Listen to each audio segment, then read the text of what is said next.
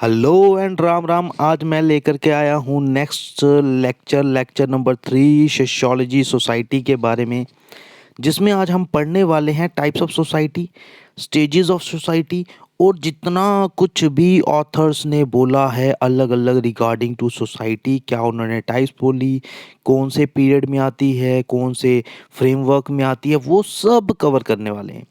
लेकिन ये सारी बातें आपको समझ तभी आ पाएंगी जब आपने मेरा इससे पहले वाला यानी कि लेक्चर नंबर 2 अगर आपने देखा होगा, जिसमें मैंने ऑथर्स के बारे में, उनकी बुक्स और उनके पॉइंट ऑफ व्यूज़ के बारे में बताया। और बहुत ही ज़्यादा इम्पॉर्टेंट टॉपिक था, बहुत ही ज़्यादा इम्पॉर्टेंट चीज़ें हैं उसके अंदर और बहुत ही ज़्यादा एमसीक्यूज़ बनते हैं। तो उनको गो थ्रू करिएगा, उसको एक बार देखिएगा। और जितने भी एमसीक्यूज़ हैं ये लास्ट में जो मेरा टेलीग्राम चैनल है उसको ज्वाइन कीजिए, वहाँ पे आपको एमसीक्यूज़ मिलेंगे, आप एमसीक्यूज़ को सॉल्व करिए। तो चलिए चलते हैं और जानते हैं आज के टॉपिक के बारे में और टॉपिक के बारे में आगे बढ़ते हैं। चलिए तो लास्ट मैंने क्या बोला था? लास्ट मैंने बोला था कि अपने पास एक सोशियोलॉजिस्ट हुए, एक फिलोसोफर हुए जिनका नाम था अगस्त कॉमेट, जिन्होंने शुरुआत की और इस टर्म को सोशियोलॉजी को सबके सामने लाया। कब लाया था? 1938 में। बार बार रिपीट करता हूँ, बहुत ही इम्पोर्टेंट टाइम है, तो इसको याद रखिएगा। तो हुआ क्या? अब मैंने लास्ट भी बोला कि जो अपने पास अगस्त कॉमेट है, अगस्त कॉमेट ने क्या किया? अगस्त कॉमेट ने एक थ्योरी लाई, एक थ्योरी लाई, पॉजिटिविज्म। क्या लाया? पॉजिटिविज्म। और एक चीज़ आपको अच्छे से पता ही होगी, पॉजिटिविज्म किसी भी चीज़ के पीछे ये लग जाए ना, IVISM, इसका मतलब ये किसी मेथड को डिफाइन कर रहा है। किसको डिफाइन कर रहा है? किसी ना किसी मेथड को डिफाइन कर रहा है, या फिर किसी आइडियोलॉजी को डिफाइन कर रहा है। किसको डिफाइन कर रहा है? आइडियोलॉजी को। और आपको ये भी पता होगा, अगर किसी चीज़ के पीछे जेशन लग जाए तो जेशन का मतलब हो जाता है ये किसी चीज़ को रिप्रेजेंट कर रहा है जो क्या है? कोई एक प्रोसेस है। क्या है? कोई एक प्रोसेस है। ओके, ठीक है। तो इतनी बात तो आपको पता होगी। ठीक है भाई, हम चलते हैं और थोड़ा थोड़ा इसके बारे में जानते हैं। तो हुआ क्या? अपने पास जो अगस्त कॉमेट थे, इन्होंने क्या किया? इन्होंने सभी के सभी जो भी इनको अपोज कर रहे थे और सोशियोलॉजी टर्म को मानने से मना कर रहे थे, अगस्त कॉमेट ने उनके लिए एक आइडियोलॉजी लेकर के आए जिसका नाम रखा गया पॉजिटिविज्म। और उन्होंने एक किताब भी लिखी जिसके बारे में हम लास्ट लेक्चर में भी स्टडी कर चुके हैं। किताब का नाम था the course in positive philosophy.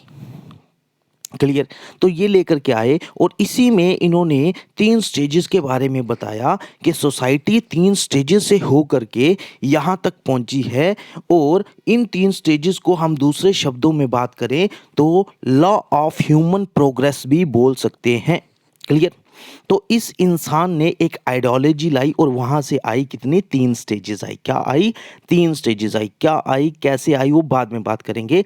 वहीं पर एक और इम्पॉर्टेंट पर्सन के बारे में बात कर लेते हैं जिनका नाम था रॉबर्ट के मार्टन। रॉबर्ट के मार्टन ने इसी पॉजिटिविज्म की जो आइडियोलॉजी अगस्त कॉमेट ने यूज़ की, उसी को एज अ मेथड यूज़ करने वाला कौन इंसान था? वो इंसान था रॉबर्ट के मार्टन। ठीक है, इन्होंने क्या किया? इन्होंने कंसिडर किया, ये फाउंडर हैं, ये भी फादर हैं किसके? सोशियोलॉजी के। क्लियर? अब इन्होंने क्या किया? इन्होंने ये जो थ्योरी लाई, जो मेथड यूज़ किया, ये क्रिमिनोलॉजी के ऊपर किया। क्लियर है? जिसमें इनकी थ्योरीज को अगर हम बात करें तो बोल सकते हैं sociology of science, sociology of crime and deviance, sociology of theory, sociological theory, sorry. Clear? तो ये इन्होंने मेथड यूज़ किए। बहुत इंपॉर्टेंट पर्सन है, याद रखिएगा।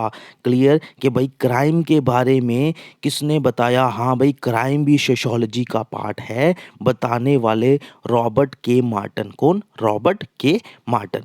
तो हम चलते हैं वापस से, हम चलते हैं किसके ऊपर? 3 स्टेजेस ऑफ सोशियोलॉजी के बारे में, यानी कि लॉ ऑफ ह्यूमन प्रोग्रेस के बारे में जानना शुरू करते हैं। अब यहाँ पे देखना, सबसे पहले यहाँ पर ये जो 3 स्टेजेज़ है, इन 3 स्टेजेज़ का नाम क्या है? पहला हमारे पास है थियोलॉजिकल स्टेज, लास्ट लेक्चर में भी मैंने माइनर सा डिस्कस किया था इसके बारे में। दूसरा क्या है भई? दूसरा अपने पास है कौन-सा वाला स्टेज? दूसरी स्टेज है हमारे पास मेटाफिज़िकल स्टेज। क्या है? Metaphysical stage. आगे तीसरी स्टेज है हमारे पास जिसे हम क्या बोलते हैं? जिसे हम बोलते हैं पॉजिटिव स्टेज। क्या बोलते हैं? या फिर साइंटिफिक स्टेज भी बोलते हैं। क्लियर? Okay, done. ये बात तो आपको समझ में आ गई। अब ये जो मैंने सारा का सारा डाटा यहाँ पर दिया है, ये टाइप्स के बारे में, जितने भी ऑथर्स ने अपनी-अपनी क्या बोली, अपनी-अपनी जितनी भी स्टेजेस बताई, जैसे अगस्त कॉम्बस ने बताया, उसके बाद यहाँ पे इसी स्टेजेस को, इसी टाइप्स को जो है बाँटा गया pre industrial stage, industrial stage में, और उसके बाद बात करें हमारे पास पोस्ट इंडस्ट्रियल स्टेज। ये सारा कुछ एक ही जगह मैंने ड्रॉ किया है। क्यों? क्योंकि क्वेश्चन ये नहीं आएगा यार कि हाँ बता मेटाफिजिकल स्टेज क्या है। क्वेश्चन ये नहीं आएगा कि थियोलॉजिकल स्टेज बता, प्री इंडस्ट्रियल स्टेज बता। ये तो ऑलरेडी अगर इंसान ने नहीं भी पढ़ा होगा, ऑलरेडी उसे पता होगा कि प्री इंडस्ट्रियल स्टेज यानी इंडस्ट्रीज आने से पहले क्या था। यानी इंसान के पास ज़्यादा टेक्नोलॉजी नहीं थी। क्लियर है? क्या करता था? खेती-बाड़ी करता होगा, ठीक है? जानवरों को मारता होगा, हॉर्टिकल्चर में काम करता होगा, प्लांटेशन वगैरह करता होगा भाई। क्लियर है? या जानवरों को पालता होगा। क्लियर? इंडस्ट्रियल स्टेज में क्या होगा? ये भी अगर आए तो हर एक इंसान को पता है भाई इंडस्ट्रीज़ आ चुकी थी। क्लियर? और यहाँ पे लोग क्या होने ल शुरू हो गए थे, माइग्रेट होने शुरू हो गए थे, अर्बन सोसाइटी में आने लग पड़े थे। जब इंडस्ट्री आई यानी टेक्नोलॉजी का क्या हुआ, टेक्नोलॉजी आने लग पड़ी थी। क्लियर? और उसके बाद पोस्ट इंडस्ट्रियल स्टेज में आज के टाइम पर जो हो रहा है, किसी भी इंसान को जिसने नहीं पढ़ा वो भी बता सकता है। तो क्वेश्चन आएँगे कैसे? क्वेश्चन आएँगे कि हाँ भाई ये जो थियोलॉजिकल स्टेज है, इस थियोलॉजिकल स्टेज के अकॉर्डिंगली कौन-कौन सी टाइप्स, किसकी, कौन-कौन सी टाइप्स हमारे पास बात करें सोसाइटी की थियोलॉजिकल स्टेज के अंडर आई? कौन-सी मेटाफिज़िकल स्टेज के अंदर आई? कौन-सी वाली हमारे पास साइंटिफिक स्टेज के अंदर आई? क्लियर? तो हम इस पॉइंट ऑफ व्यू से ये पूरा का पूरा जानेंगे, तो सारी चीज़ों को याद में रखिएगा। क्लियर? ओके जी, ठीक है। तो सबसे पहले हम जानते हैं किसके बारे में? Theological stage. अब थियोलॉजिकल स्टेज में क्या है? रफली इसकी अगर मैं बात कर लूँ तो यहाँ पर ये कब की बात है भाई? 1300 एडी की। किसकी? 1300 एडी की। अब टाइम पीरियड तो आपको पता ही होगा। नहीं पता तो फिर भी बता देता हूँ। अपने पास कौन हुए? अपने पास हुए जीसस क्राइस्ट, ठीक है? अब उनके जन्म से पहले का जो वक़्त है उसको हम बोलते हैं क्या? उसको बीसी बोलते हैं। क्लियर? या फिर बीसीई भी बोलते हैं, बिफोर कॉमन ईरा। क्लियर? या फिर उनके बाद का जो वक़्त है उसे एडी बोलते हैं। क्या बोलते हैं? एडी बोलते हैं। कन्फर्म? सारी कहानी वही है। एडी मतलब क्या कि भई आज का जो 1300 शताब्दी की अगर मैं बात करूँ तो उस वक़्त की बात है। कौन-सी वाली? ये जिसकी हम बात करने वाले हैं थियोलॉजिकल स्टेज की। ओके। तो थियोलॉजिकल स्टेज में क्या होता है भाई? थियोलॉजिकल स्टेज में अपने पास जितने भी लोग हैं इस दुनिया में जितने भी लोग हैं, क्लियर? हैं नहीं, उस वक़्त थे, सॉरी। जितने भी ये लोग थे, ये सारे के सारे जो लोग थे, ये कौन से लोग थे भाई? ये लोग थे जो एक ही चीज़ पर विश्वास करते थे, गॉड। और वैसे आज भी करते हैं भाई। लेकिन उस वक़्त लोग बोलते थे जो होता है, जैसे होता है सब भगवान की मर्ज़ी है, यानी कि अपना कोई एफ़र्ट काम नहीं करता। उस वक़्त की लोगों की जो सोच थी, वो थी थियोलॉजिकल स्टेज में कि भाई each and everything is by some divine force. ठीक है? कि भाई जो कुछ भी होता है वो डिवाइन फ़ोर्स की वजह से होता है। क्लियर है?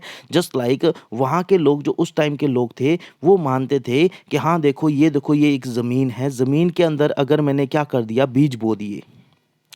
अब ये बीज अगर इनमें से फसल निकल आई, क्लियर? फसल निकल आई तो हाँ, ये भगवान की मर्ज़ी है।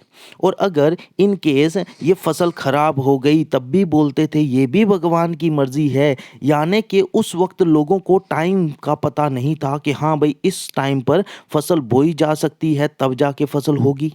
क्लियर है? पानी की ज़रूरत है, इसकी ज़रूरत है, उसकी ज़रूरत है, उन लोगों को कुछ पता इतना नहीं था। वो हर एक चीज़ को क्या बोलते थे कि भई जितनी भी चीज़ें हो रही हैं, सब किस वजह से हो रही हैं? भगवान की मर्ज़ी से हो रही हैं। हर एक यानी कि डोगरी में बोलते हैं ना, कि जो भी है रब दे नाम दी चिट्ठी फाड़ी उन्नी, ठीक है, कि हाँ भाई जो किता रब्बे ने किता असां की किता, ठीक है। तो वही कहानी यहाँ पर भी हो रही थी भाई कि सब कुछ भगवान कर रहा था, क्लियर।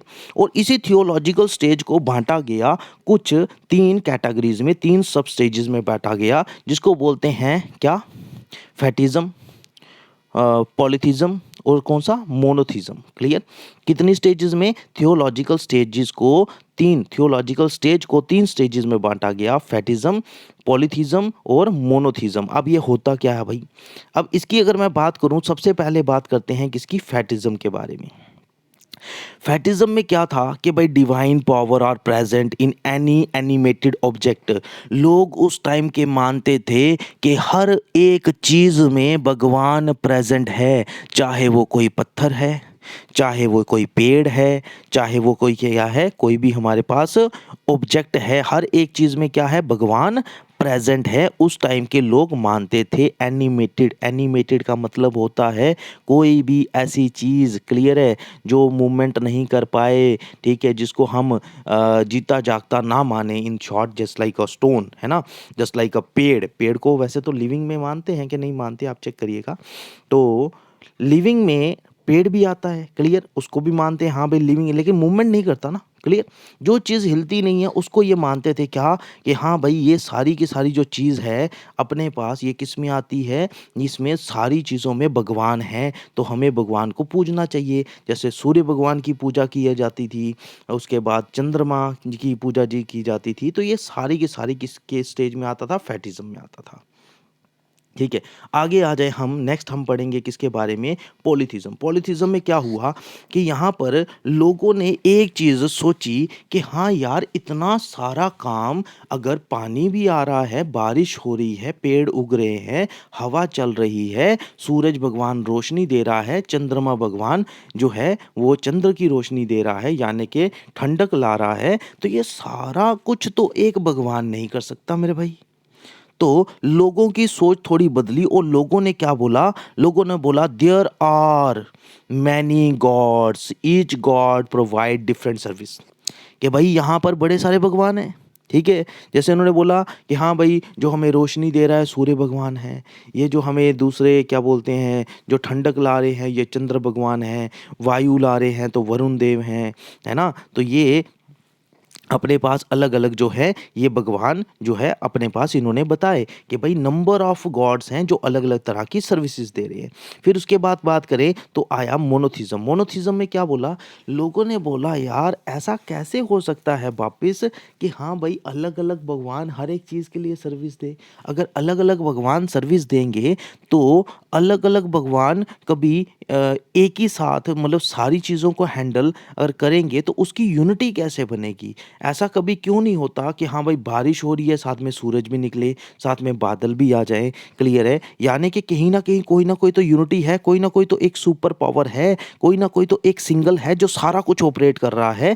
तो मोनोथिज्म में आइडियोलॉजी लेकर के आए लोगों ने, जो सोचना शुरू कर दिया कि भाई यहाँ पे क्या है, वन गॉड। ये अगस्त कॉमेट नहीं कह रहा, अगस्त कॉमेट सोच बता रहा है वही स्टेजेस कैसे ह्यूमन सोचते थे और सोचते सोचते यहाँ तक पहुंचे हैं, क्लियर। तो उन्होंने बोला कि मोनोथिज्म आया। मोनोथिज्म में क्या था, वन गॉड। फिर लोग वापस एक भगवान को पूजने लग पड़े और मानने लग पड़े कि भाई एक ही सिंगल भगवान है, क्लियर। जस्ट लाइक क्रिश्चियनिटी आई, क्लियर है, उसके बाद इस्लाम आ गया, क्लियर। यहाँ पे बात करें जुडिज्म आ गया, क्लियर। ये अलग अलग क्या है, अलग अलग क्या हुआ जिसमें एक ही चीज़ पूजने जाने लग पड़ी, ठीक है भाई। अब यहाँ पर ये सारी की सारी कहानी हुई, क्लियर। अब यहाँ पर हम वापस से चलते हैं इस टाइम पर इंपॉर्टेंट नोट्स कि भाई इंपॉर्टेंट चीज़ें क्या थी। इस टाइम पर लोग क्या करते थे, भगवान को मानते थे, तो यानी कि प्रीस्ट उस वक्त के लीडर्स थे, क्लियर, जैसे बोलते थे वैसा होता था। और उस वक्त पे क्या कोई इतना ज़्यादा रूल्स रेगुलेशन तो थे नहीं किसी चीज़ के। तो जितनी भी मिलिट्री थी या फिर मोनार्चिकल अगर बात करें तो मोनार्चिकल सोसाइटी थी उस टाइम पे। उस टाइम पे 4 वर्ण थे, कौन से, ब्राह्मण थे, क्षत्रिय थे, वैश्या थे, शूद्रास थे, ठीक है। और ये सारे के सारे किस पे फोकस करते थे, अपने फैमिली पे फोकस करते थे, यानी कि आस पड़ोस में सोसाइटी में क्या है क्या नहीं है वो नहीं है। उस पे फ़ोकस नहीं किया जाता था। अपना पेट जो है, अपनी फ़ैमिली का पेट भरा जाता था, उनके लिए काम किया जाता था, बाकी वेल-बीइंग नहीं थी उस वक़्त इतनी, क्लियर? तो यहाँ पर क्या था, ये सारा कहानी हुई कौन-सी थियोलॉजिकल स्टेज में। अब थियोलॉजिकल स्टेज में आऊँ तो यहाँ पर उस वक़्त लोग क्या प्रैक्टिस करते थे, किस तरीके से अपना रोज़गार चलाते थे। तो यहाँ पर अगर हम बात करें तो उस टाइम पर लोग क्या थे, लोग जो है हंटिंग और गैदरिंग प्रैक्टिस में इन्वॉल्व थे। कौन-सी प्रैक्टिस में? हंटिंग एंड गैदरिंग प्रैक्टिस में इन्वॉल्व थे, जिसको हम क्या बोलते हैं? फॉर्गिंग सोसाइटी भी बोलते हैं, क्लियर? यहाँ पे उस वक्त क्या था, उस वक्त हमारे पास क्या थे, जितने भी लोग थे वो क्या थे, नोमैड्स थे, ठीक है? नोमैडिक लोग थे। नोमैडिक लोग क्या है कि ये क्या करते थे, ये जंगलों में रहते थे और जंगलों में रह करके क्या करते थे, जानवरों का शिकार करते थे, क्लियर है? और कंटिन्यू मूवमेंट करते रहते थे, एक जगह से दूसरी जगह शिफ्ट करते रहते थे, क्लियर? और ये क्या थे, ये डिपेंडेंट थे ईच अदर के ऊपर, एक दूसरे के ऊपर डिपेंडेंट थे। किस चीज़ों के लिए भाई? अपनी जो रोज़ाना ज़रूरतों की पूरा करने के लिए। और उस टाइम की जो सोसाइटी थी, वो सोसाइटी में लेस देन 50 मेंबर्स हुआ करते थे। कितने? Less than 50 members. और यहाँ पर डिवीज़न ऑफ लेबर को किया गया था, लेबर बाँटी गई थी, डिवीज़न ऑफ लेबर की गई थी on the basis of sex, ठीक है? जैसे मैं बात करूँ, आदमी किसके लिए थे? आदमी हंटिंग किया करते थे और जितनी भी वुमेन्स हैं, वुमेन्स क्या किया करती थी? गैदरिंग किया करती थी। ये उस वक़्त का काम था, क्लियर? और यहाँ पर ही एक और इसी स्टेज के अंदर एक और टाइप आई, किसकी? अपने पास आया क्या? Postal society. पोस्टल सोसाइटी में क्या था, लोगों ने अब जानवरों को मारना बंद कर दिया था। लोगों ने जानवरों को मारना बंद कर दिया और लोगों ने क्या करना शुरू कर दिया, लोगों ने जानवरों को पालना शुरू कर दिया था, डोमेस्टिकाइजेशन। क्यों? उस वक्त एक थिंकिंग आई कि अगर हम जानवर को पाल लेंगे, किसी भी जानवर को क्या करते हैं, पाल लेते हैं, क्लियर? अगर जानवर को पाल लेंगे तो होगा क्या, वहाँ से हमें मीट भी मिलेगा, उसके बाद और भी बड़ी सारी फैसिलिटीज़, उसके बाद वो क्या करेगा, जब बेबी बर्थ करेगा, है ना, बच्चे देगा, तो वो बच्चे भी हमारे काम आएँगे, क्लियर? तो लोगों ने क्या करना शुरू कर दिया, डोमेस्टिकाइजेशन ऑफ एनिमल्स करना शुरू कर दिया, क्लियर? किस स्टेज के अंदर आया? थियोलॉजिकल स्टेज के अंदर आई ये 2 टाइप्स, क्लियर? और इसी 2 टाइप्स को अगर मैं बात करूँ तो ये प्री इंडस्ट्रियल स्टेज की एक हिस्सा है, जिसको हम बोलते हैं earlier society. Pre industrial stage 2 हिस्सों में बँटा है, कौन-सी वाली में?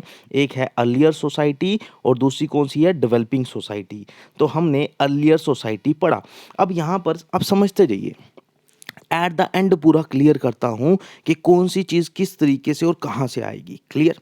अच्छा, अब हम जानने वाले हैं नेक्स्ट किसके बारे में, हम जानेंगे metaphysical stage. Okay, metaphysical stage क्या होती है भाई? मेटाफिज़िकल स्टेज जो है ये टाइप नंबर 2 है, यानी कि स्टेज नंबर 2 है, जो अगस्त कॉमेट ने बोला। अगस्त कॉमेट ने जो बोला उसकी स्टेज नंबर 2।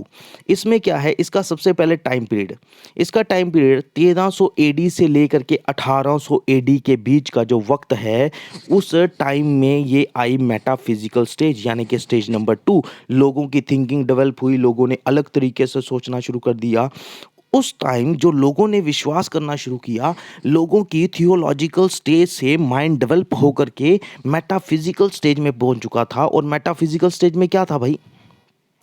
मेटाफिज़िकल स्टेज में क्या था? मेटाफिज़िकल स्टेज में अगर बात करें तो यहाँ पर लोगों ने बिलीव करना शुरू कर दिया, भरोसा करना शुरू कर दिया था, क्या? कि जितनी भी चीज़ें इस वर्ल्ड में हो रही हैं, वो कुछ भगवान की वजह से होती हैं और पार्शियली रैशनल फैक्टर्स की वजह से होती हैं। यानी कि उस वक़्त लोग सोच समझ चुके थे कि अगर हमने ज़मीन पर बीज बोया, तो ज़मीन में से फसल ना निकलने का कारण सिर्फ़ भगवान नहीं है, सम टाइम हमारी भी बेवकूफ़ी है कि हम उस बीज को उस टाइम फ्रेम में नहीं बो रहे जिस टाइम पे फसल उगेगी, क्लियर? लोग समझ गए कि हाँ भाई, अगर मुझे चावल उगाने हैं तो मुझे कौन सा वाला टाइम चाहिए, जब पानी की क्या हो, पानी ज़्यादा हो, पानी ज़्यादा होगा तो चावल उगेंगे, क्लियर? तो लोग समझना शुरू कर गए थे। तो उसी वक्त में क्या हुआ, जब लोग समझना शुरू कर गए तो पूरा का पूरा चीज़ें लोग समझ गए कि हाँ भाई, क्लाइमेटिक चेंज की वजह से ये चीज़ें होती हैं।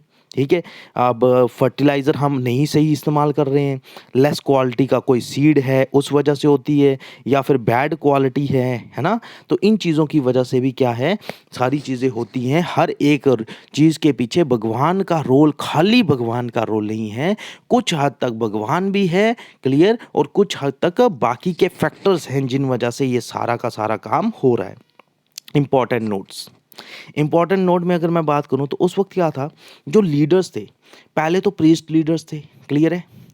उसके बाद क्या आगे, उसके बाद आगे इनको डिफेंड करने वाले लोग, डिफेंड करने वाले लोग मतलब जिन्होंने इसके बारे में गाइड किया, भाई सब कुछ भगवान की मर्ज़ी से नहीं होता भाई, क्लियर है? कुछ जो है अपने एफर्ट्स की वजह से भी होता है, और उन लोगों को हम लीडर्स मानने लग पड़े उस टाइम के, जिसमें चर्चमैन थे और कौन थे, लॉयर्स थे, ठीक है। अब लॉयर्स कौन होते हैं, लॉयर्स होते हैं जो क्या करते हैं, डिफेंड करते हैं, यानी कि लोगों को गाइड करते हैं, क्लियर है, चीज़ों के बारे में बताते हैं। यहाँ पर legal society, because it is a control of policy makers and lawyers, ठीक है। यहाँ पर एक लीगल सोसाइटी आ चुकी थी, क्योंकि कंट्रोल हो चुका था पॉलिसी मेकर्स का और लॉयर्स का, और लोग क्या करते थे, लोग चाहते थे फ्रीडम फ्रॉम मोनार्च, ठीक है, मोनार्च से क्या, आज़ादी चाहते थे, अब राजाओं के कंट्रोल में नहीं रहना चाहते थे, क्लियर है, अब बाहर निकलना चाहते थे।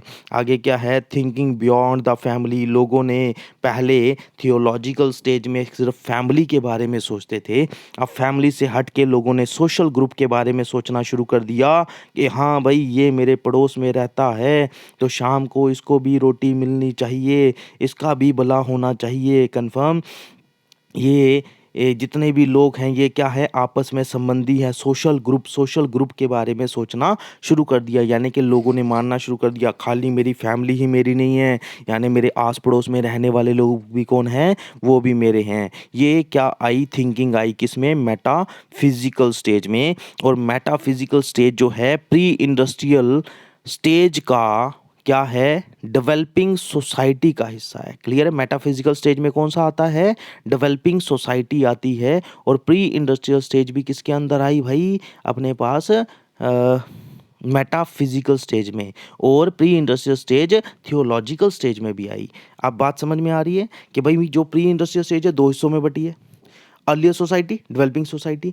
अर्लियर सोसाइटी थियोलॉजिकल स्टेज में गई, और अपने पास डेवलपिंग सोसाइटी मेटाफिजिकल स्टेज में आई, दोनों को मिलाया तब जाके बनी हमारी कौन सी, प्री इंडस्ट्रियल स्टेज, यानी कि थियोलॉजिकल और मेटाफिजिकल स्टेज जो अगस्त कॉमेट ने बोली, अगर दोनों को हम कंबाइन कर दें तो हमें पता चलता है प्री इंडस्ट्रियल स्टेज के बारे में।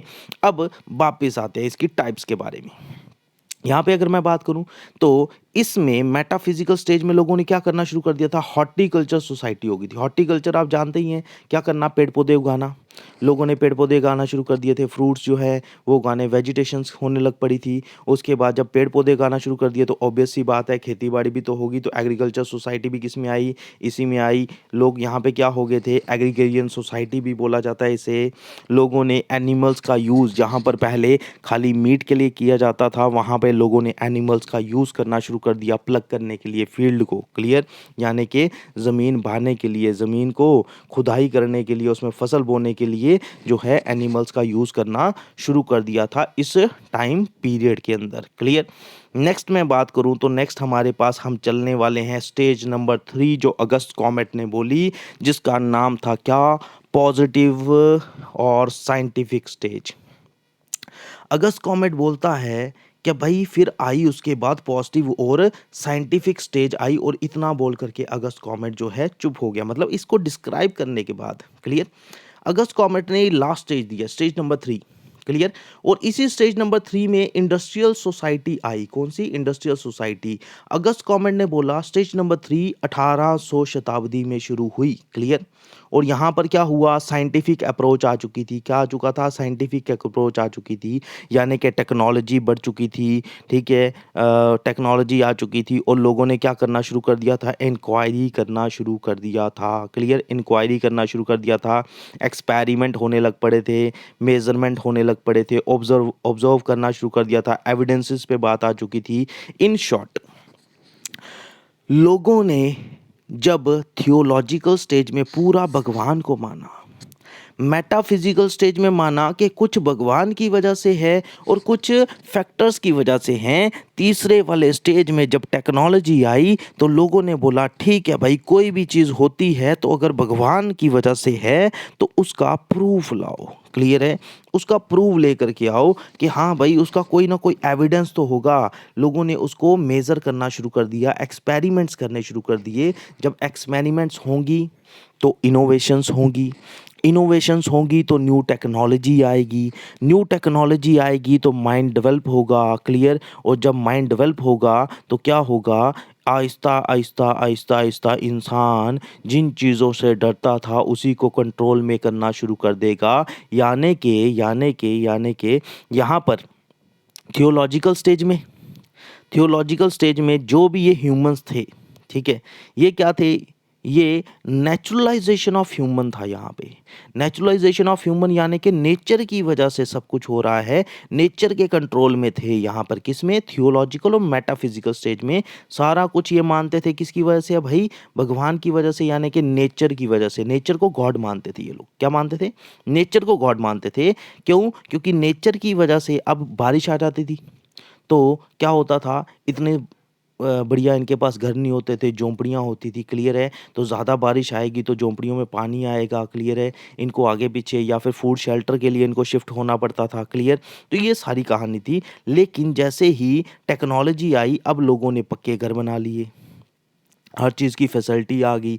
यानी कि यहाँ पे होने लग पड़ा ह्यूमनाइजेशन, ह्यूमनाइजेशन ऑफ नेचर। यानी कि नेचर को कंट्रोल में करने लग पड़ा था इंसान। यानी कि अब नेचर से डरता नहीं था। क्लियर है? नहीं डरता, क्या अभी भी नहीं डर रहा। क्लियर? अभी भी इतनी ज़्यादा क्या हो रही है? डिफॉरेस्टेशन हो रही है, पेड़ काट रहे जा रहे हैं। लोगों को अभी भी समझ नहीं आ रहा कि क्या हो सकता है अगर ऐसा हो जाए, पेड़ ही सारे खत्म हो जाए, ऑक्सीजन खत्म हो जाएगी। लोग समझ नहीं रहे क्या हो रहा है? ह्यूमनाइजेशन ऑफ नेचर, यानी कि नेचर को ही चैलेंज कर देते हैं। बाहर क्या हो रहा है? सिंपल सी बात, सूरज निकला, सूरज ने बहुत गर्मी, बहुत ही ज़्यादा गर्मी हो रही है, बहुत ही ज़्यादा गर्मी हो रही है, तो लोगों ने क्या किया? अंदर एसी लगा लिया कमरे में। अब बोलो गर्मी लगेगी क्या? क्या हुआ? ह्यूमनाइजेशन ऑफ नेचर, यानी कि नेचर को अपने हिसाब से कंट्रोल कर लिया। अब बाहर ज़्यादा ठंड है, अंदर ब्लोअर चल रहे हैं, गर्मी है भाई। क्लियर? ह्यूमनाइजेशन ऑफ नेचर हो रहा है। तो ये किस में आया? ये साइंटिफिक स्टेज में आया। जब इंडस्ट्रियल स्टेज आई, टेक्नोलॉजीज बढ़ गई। क्लियर? आगे बढ़, ठीक है, तो आगे चलते हैं, ध्यान से देखिएगा। अब यहाँ पर हुआ क्या? सिंपल सी बात। ओके जी, इंपॉर्टेंट नोट्स में इसके इंपॉर्टेंट नोट्स क्या है? Having good feeling for state, religion and language. अब लोगों का माइंड और डेवलप हो गया। पहले लोग फैमिली को देखते थे, फिर आहिस्ता आहिस्ता सोशल जो है ग्रुप उसको देखना शुरू कर दिया। अब लोगों ने रिलीजन देखना शुरू कर दिया, लैंग्वेज, भाई मेरी लैंग्वेज जो है ये है, मैं इस तरीके से बोलता हूँ तो ये दूसरी लैंग्वेज का बंदा, जैसे जम्मू में क्या बोलते हैं? डोगरी। क्लियर? और श्रीनगर में क्या बोलते हैं भाई? कश्मीरी। अब जितना मर्जी कर लें, डोगरी और कश्मीरी जब लैंग्वेज को प्रेफरेंस हम देंगे तो थोड़ा तो क्लैश होगा ही। क्लियर? तो वही सब यहाँ पर भी होने लग पड़ा। क्लियर? कौन सी? इंडस्ट्रियल स्टेज में। क्लियर? नेक्स्ट बात करें, इसी इंडस्ट्रियल स्टेज को हम सेकेंडरी सेक्टर सोसाइटी भी बोलते हैं। क्या बोलते हैं? सेकेंडरी सेक्टर सोसाइटी या फिर मॉडर्न सोसाइटी भी बोलते हैं। यहाँ पे क्या हुआ? ह्यूमनाइजेशन ऑफ नेचर, जिसको हम पॉसिबिलिज्म भी बोलते हैं। क्लियर? पीपल यहाँ पे माइग्रेट होने लग पड़े, कहाँ? अर्बन सेंटर की तरफ। क्यों? क्योंकि सारी की सारी टेक्नोलॉजी कहाँ पे आ चुकी थी? अर्बन सेंटर्स में आ चुकी थी। ओके, लास्ट बात करें तो हमारे पास क्या आया? Post industrial society. कौन सी आई? Post industrial society. अब पोस्ट इंडस्ट्रियल सोसाइटी की अगर मैं बात करूं तो अभी जिस दुनिया में आप रह रहे हैं वो कौन सी है भाई? वो है हमारे पास पोस्ट इंडस्ट्रियल सोसाइटी। कौन सी है? पोस्ट इंडस्ट्रियल सोसाइटी है। ओके भाई, पोस्ट इंडस्ट्रियल सोसाइटी। यहाँ पे बात करें इस पोस्ट इंडस्ट्रियल सोसाइटी में तो क्या हुआ? पोस्ट इंडस्ट्रियल सोसाइटी में इस इंडस्ट्री को हम इंफॉर्मेशन सोसाइटी भी बोलते हैं। क्लियर है? और यहाँ पर एम्फेसिस ज़्यादा ध्यान दिया गया स्किलफुल लोगों के ऊपर, क्योंकि इंफॉर्मेशन सोसाइटी को हम सर्विस सोसाइटी भी बोल सकते हैं, जिस पे बोला गया कि हाँ भाई अब प्रोग्रेस करेंगे वो वाले लोग जिनके पास क्या है? टैलेंट है। जस्ट लाइक कोई टीचर हो गया। क्लियर? कोई फाइनेंशियल सर्विस दे रहा है, कोई हेयर कटर है। क्लियर है? यहाँ पे इसकी बात करें जो किस में आता है? टर्शरी सोसाइटी के अंदर आता है। वो कौन सा है? हमारा पोस्ट इंडस्ट्रियल सेक्टर। क्लियर? तो ये टॉपिक यहाँ पर ख़त्म होता है, लेकिन मैं ख़त्म नहीं करता। अभी मैं कुछ बताने वाला हूँ। क्या बताने वाला हूँ? सिंपल सी बात है, एमसीक्यूज़ क्या आएँगे और एमसीक्यूज़ को मेरे टेलीग्राम चैनल पे जा कर के ट्राई ज़रूर करिएगा। ऑथर्स के भी और इसके भी मैं वहाँ पर डाल दूँगा और वहाँ पे जाके आप जॉइन कर लीजिए और उसको वहाँ पे जा कर के सॉल्व करिए, आपको बहुत ज़्यादा हेल्प मिलने वाली है। यहाँ पे क्वेश्चंस क्या होंगे? मान लो कि अपने पास स्टेजेस की बात करता है। क्या बात करता है? स्टेजेस की बात करता है। भाई टोटल स्टेजेस कितनी है? ठीक है, स्टेजेस की बात करता है तो टोटल स्टेजेस कितनी है अपने पास? तो अपने पास भाई जो स्टेजेस हैं वो है अपने पास 3 स्टेजेस। कितनी हैं? 3 स्टेजेस। Okay, 1 minute, 1 minute. ठीक है, डन। अपने पास बात करता है स्टेजेस कितनी है, तो अपने पास कितनी है? 3 स्टेजेस हैं। क्लियर? कौन सी वाली? थियोलॉजिकल स्टेज, मेटाफिजिकल स्टेज और अपने पास कौन सी है? साइंटिफिक या फिर पॉजिटिव स्टेज। इतनी बात पल्ले पड़ी। ठीक है, ओके। अपने पास बात करता है टाइप्स कितनी है? टाइप्स टाइप्स टाइप्स तो टाइप्स हमारे पास कितनी है? पहला वाला हमारे पास कौन सी है? Hunting and gathering. ठीक है, दैट इज़ माई टाइप। उसके बाद बात करें postal society, that is my type. Horticulture society, ये भी टाइप के अंदर आता है। उसके बाद एग्रीकल्चर सोसाइटी, ये भी टाइप के अंदर आता है। नेक्स्ट कौन सी है? इंडस्ट्रियल सोसाइटी, टाइप के अंदर आता है। पोस्ट इंडस्ट्रियल सोसाइटी, ये भी टाइप के अंदर आता है। टोटल कितनी टाइप हो गई? 1 2 3, यहाँ पे लिख देता हूँ। अपने पास आ गया एक हंटिंग एंड ये, दूसरी पोस्टल सोसाइटी, तीसरी horticulture society, fourth agriculture society and fifth feudalism, FEDUAL, feudal society. Feudal society. ठीक है, तीसरी कौन सी है? Feudal society. अब फेड्यूल सोसाइटी में क्या था? सिंपल सी बात है, एक राजा था, सारी ज़मीन राजा की। और राजा क्या करता था? राजा अपने जो है अपने पास नोबल है तो उसको ज़मीन देता था। क्लियर है? नोबल आगे के नाइट को देते थे, सॉरी नाइट्स को देते थे। नाइट्स कौन थे? जितने भी उसके पास वो रखे हुए थे पहरादार, यानी उसके सिपाही थे। और सिपाही जो है फाइनली पीजेंट्स को देते थे कि भाई तुम ठीक है, राजा की ज़मीन है, तुम खेती बाड़ी करो, उगाओ, खाओ। क्लियर? और जितने भी ये पीजेंट्स थे ये क्या करते थे? ये खेती बाड़ी करते थे और मोस्ट ऑफ ऑल जितनी भी फसल होती थी उसका मोस्ट ऑफ ऑल हिस्सा किसको दे देते थे? अपने पास राजा को दे देते थे। क्लियर है? यहाँ पे क्या था? ये फेडरल सोसाइटी के अंदर ये आया, पांचवी सोसाइटी। उसके बाद कौन सी है अपने पास? नेक्स्ट नेक्स्ट सोसाइटी है, सोसाइटी नंबर कौन सा? सोसाइटी नंबर आ गया 5। नेक्स्ट है 6। ठीक है, 6 सोसाइटी कौन सी है? Industrial society. एंड 7th कौन सी है भाई? हमारे पास पोस्ट इंडस्ट्रियल सोसाइटी। ये कितनी है अपने पास? 7 टाइप है। किसकी? सोसाइटी की। सोसाइटी कितनी है? इतनी। क्लियर? अब यहाँ पर क्वेश्चन ये तो नहीं पूछेगा, ऑब्वियस सी बात है, ये साथ के साथ तो हर बच्चा याद रखेगा कि हाँ भाई को कितनी सोसाइटीज़ हैं, ये इतनी सोसाइटी हैं, इतनी टाइप्स हैं सोसाइटी की। लेकिन पूछेगा क्या? पूछेगा थियोलॉजिकल स्टेज में कौन सी सोसाइटी आती है? तो आपने याद रखना है कौन सा? पेस्टल सोसाइटी और हंटिंग एंड गैदरिंग सोसाइटी। पूछेगा मेटाफिजिकल में, मेटाफिजिकल के अंदर स्टेज के अंदर कौन सी वाली सोसाइटी आती है? टाइप ऑफ सोसाइटी आती है? Horticulture society, agriculture society. Clear बात है? Okay, done. ठीक है, नेक्स्ट क्या पूछेगा? नेक्स्ट हमें पूछेगा, मान लो कि भाई पॉजिटिव और साइंटिफिक स्टेज में कौन सी वाली सोसाइटी आती है? Industrial society. अगस्त कॉमेट ने भी बोला है ये टाइम है इंडस्ट्रियल स्टेज का। किसका? इंडस्ट्रियल स्टेज का। क्लियर? इंडस्ट्रियल टाइप का। क्लियर है? तो यहां पर अपने पास आ गया। आगे मैं बात करूं, अगर ये पूछे कि भाई अपने पास प्री इंडस्ट्रियल स्टेज जो है, क्लियर है, प्री इंडस्ट्रियल जो स्टेज है, प्री इंडस्ट्रियल जो स्टेज है, ये कौन सी वाली 2 स्टेजेस को यूज करके बना है जो अगस्त कॉमेट ने बोला है? तो अगस्त कॉमेट ने जो बोला थियोलॉजिकल स्टेज और मेटाफिजिकल स्टेज, इन दोनों का है। क्लियर? या फिर पूछे प्री इंडस्ट्रियल स्टेज के अंदर कौन सी वाली स्टेजेस आती हैं अगस्त कॉमेट की? तो थियोलॉजिकल स्टेज और मेटाफिजिकल स्टेज। क्लियर? यहां पर अगर पूछे, क्लियर, क्या पूछे कि हाँ भाई अपने पास इंडस्ट्रियल स्टेज के अंदर कौन सी वाली स्टेज आती है अगस्त कॉमेट की? तो याद रखना है साइंटिफिक स्टेज या फिर पॉजिटिव स्टेज। क्लियर? तो एक चीज आपने याद रखनी है, अगस्त कॉमेट की दी हुई कितनी स्टेजेस हैं? 3 टाइप्स ऑफ सोसाइटी।